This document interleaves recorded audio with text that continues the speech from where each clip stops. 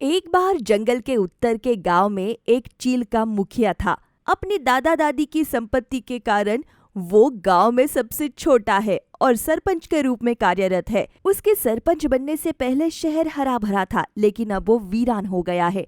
5 साल बाद फिर चुनाव आए। ये क्या कबूतर, तुम क्यों आए हो? मैं तुम्हारी खूबसूरत पत्नी को देखने आया था। क्या? तुम्हारी पत्नी को चोट लगी है, ये देखने आया था। ओह, मैंने कुछ और सुना। बहरहाल सरपंच जी, भले आपके पास सिर नहीं है, लेकिन आपकी तकदीर कमाल की है। जब तक आप यहाँ हैं, इस गांव को बर्बाद होने से कोई नहीं रोक सकता। मैं चाहूँ तो अमेरिका का राष्ट्रपति बन सकता। ये गांव तो छोटे केक के टुकड़े जितना है, फिर भी मैंने इसके लिए कितना किया है। बच्चों को जन्म देने के अलावा तुमने और क्या किया है? क्या? कुछ नहीं अध्यक्ष महोदय, मैं कह रहा हूँ आपने बच्चों को अच्छे से पाला है। मुझे कुछ और लगा। तुम्हारे छोटे से घर के बारे में क्या? तुम्हें कैसे पता चला? बाहर किसी को मत बताना। वो छोटा सा घर नहीं अध्यक्ष महोदय, मैं आपके पुराने घर की बात कर रहा हूँ। ओह, वो वाला। मैंने कुछ और सोचा। आप हमेशा हर चीज के लिए कुछ न कुछ सोचते हैं। ये वो 2 घर है जो मेरे परदादा ने अपनी तीसरी शादी के लिए बनवाए थे। कुछ दिनों में उनके गिरने की संभावना है। मैं उन्हें बेचने की सोच रहा हूँ। अच्छा, लेकिन तुम अंदर जाओ, तुम्हारी बीवी उठ जाएगी। क्या? मैंने कहा वो नींद से उठ जाएगी। ओह, ऐसा क्या? मैंने कुछ और सोचा। चील वो घर बेचने वाला है, ये जानने के बाद गरीब पक्षी सोनू गौरैया और रीना तोता उस घर को खरीद लेते हैं। ये सिर्फ घर नहीं है, मुझे पता है, ये भूत बंगला है। मैं आपको बता रहा हूँ। ये घर नहीं बल्कि हमारे परिवार की प्रतिष्ठा है। मैंने उन्हें तुम्हारे हाथों में सौंप दिया है। क्षमा करें, मैं उन्हें आपके पंखों में डाल दिया है। यह कहकर गरुड़ चला गया। डर के मारे रीना और सोनू अंदर चले गए। सोनू का घर तुरंत चांदी में बदल जाता है और रीना का घर सोने में बदल जाता है। दोनों हैरान होते हैं।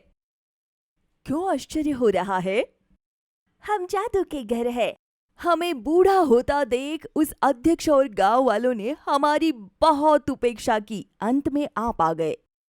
तुम लोग भले आदमी लग रहे थे, तो हम ऐसे हो गए।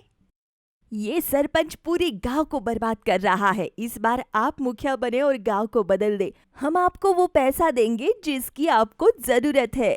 जैसा आपने कहा, हम वैसा ही करेंगे। गौरैया और तोता जाकर बाज से मुकाबला करते हैं। ये जानकर कबूतर बाज के पास आया। अरे ईगल, आप कहाँ है? क्या हुआ है? पहले तो तुम मुझे प्रेसिडेंट कहते थे, लेकिन अब मुझे नाम से बुला रहे हो। और नहीं अध्यक्ष महोदय, उस तोता और गौरैया ने इसे खत्म कर दिया है। अब चुनाव में वो आपसे मुकाबला करने वाले हैं। तब चील हार से डर गया। चुनाव में अध्यक्ष पद पर रीना पैरेट जीती और उपाध्यक्ष पद पर सोनू स्पैरो जीती। चील रोते रोते घर चला गया और जश्न के बाद सोनू और रीना अपने घर चले गए। तुम जीत गए? हाँ, बढ़िया तरीके से। तो ठीक है, जाओ और गांव के लिए अच्छा काम करो।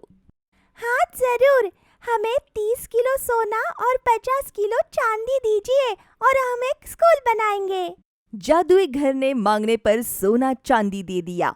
इसे लेकर रीना और सोनू गांव के बाहर इलाके में चले जाते हैं। अरे रीना, जब हमारे पास खाने के लिए पैसे नहीं थे तो क्या इस शहर ने कुछ किया हमारे लिए? फिर हम उनके लिए कुछ क्यों करें? हम ये गांव का सोना छिपा देते हैं और उन्हें बताते हैं कि हमने पहले ही स्कूल बना लिया है।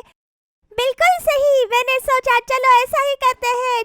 ऐसा सोचकर उन्होंने सारा सोना एक जगह छिपा दिया और गांव में आने वाली धनराशि को चुरा लिया और वहां से निकल गए जैसे उन्हें कुछ पता ही ना हो। घर जाकर देखा तो सोने चांदी के घर गायब हो गए और पुराने भूत बंगले में बदल गए।